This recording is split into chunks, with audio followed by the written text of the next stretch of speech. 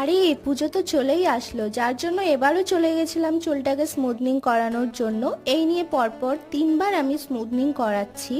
আর আমার এই চুলে কতটা কি খরচ পড়লো সেটা আমি তোমাদের ভিডিওর লাস্টে বলে দেব। তোমরা তো যারা যারা স্মুথনিং করিয়েছো জানোই যে 4-5 ঘন্টা প্রায় চুলটার সাথে যুদ্ধ চলে, তো সেটাও আমার সাথেই চলছিল। ভাবো তো একটু সুন্দর হওয়ার জন্য আমরা কত কিছু না করি।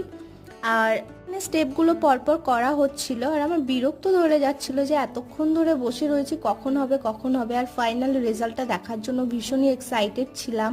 তো এখানটা আমি বুনুর সাথে গল্প করছিলাম। আর তোমাদেরকে বলে দিই, আমি গেছিলাম হাবড়া হাবিবসে, আর এখানটায় আমি আর বুনু স্মুথনিং করেছিলাম একসাথে, যার জন্য অফার প্রাইসে আমাদের পড়েছিল 9,000, মানে আমার 5,000 আর ওর পড়েছিল 4,000। এটা ছিল অনেকটাই বড়, ওরটা ছিল একটু ছোট। যাই হোক, এত টাকা খরচা করার পরেও যদি রেজাল্টটা তোমাদের মনের মতন না হয় তাহলে কতটা কষ্ট হয় শুধুমাত্র তারাই